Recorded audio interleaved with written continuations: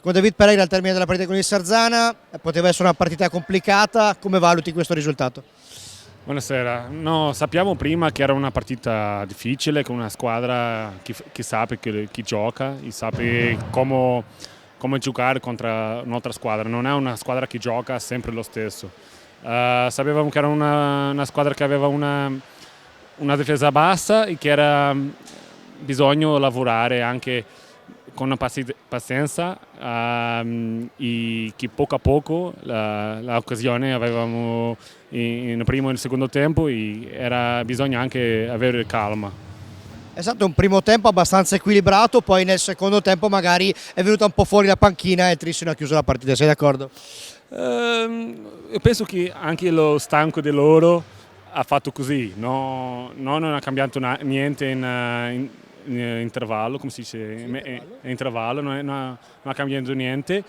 Ha fatto che dobbiamo fare la roba che ha lavorato lunedì, martedì, con pazienza una volta più, perché non era una partita, una difesa per fare il 15 primi secondi, fare il gol, era per fare l'occasione, ma dopo dobbiamo rispettare sempre l'avversario e con calma e sapere come vamo alla porta.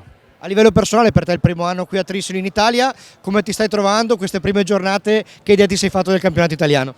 Bene, abbastanza bene.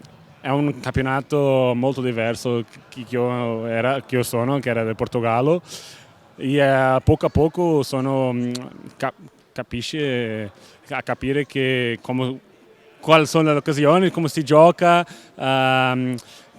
Aveva più attenzione ai dettagli individuali di tutta la squadra e questo è buono per noi perché qua in Trissino siamo anche molto strategie. E bene, fino adesso sono felice, ma voglio essere felice in finale. Noi ringraziamo David Pereira e in bocca al lupo a Trissino.